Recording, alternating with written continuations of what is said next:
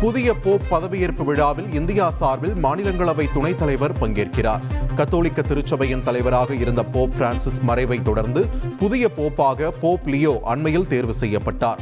கத்தோலிக்க திருச்சபையின் தலைவராக பதவியேற்கும் நிலையில் இந்நிகழ்வில் உலக நாடுகளின் தலைவர்கள் கலந்து கொள்கின்றனர்.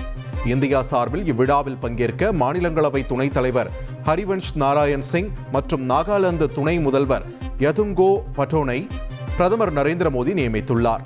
போப் பதவியேற்பு விழாவில் கலந்து கொள்ள இந்திய குழு ரோம் புறப்பட்டு சென்றுள்ளது. அமெரிக்காவின் இலினாய் மாகாணத்தில் புழுதி புயல் வீசியது. இலினாயில் உள்ள நார்மல் என்ற இடத்தில் குடியிருப்பு பகுதியில் புழுதி புயல் வீசியது. இதனையடுத்து இண்டியானா மற்றும் சிகாகோவிலும் அதிகாரிகள் எச்சரிக்கை விடுத்தனர்.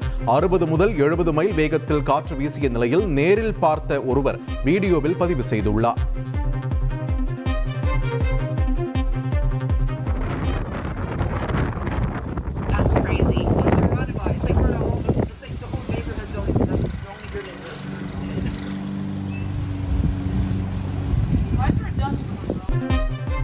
மத்திய அமெரிக்காவில் அமைந்துள்ள பனாமா நாட்டில் நீர்த்தேக்க திட்டத்தை எதிர்த்து ஆற்றில் படகில் சென்று மக்கள் போராட்டத்தில் ஈடுபட்டனர்.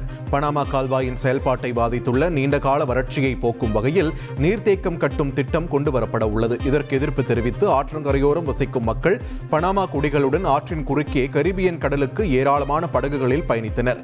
நீர்த்தேக்கம் கட்டும் திட்டத்தால் சுமார் 2000 பேர் இடம்பெயரும் நிலை ஏற்படும் என்று அச்சம் தெரிவித்தனர். செய்திகளை உடனுக்குடன் தெரிந்து கொள்ள உடனே சப்ஸ்கிரைப் பண்ணுங்க.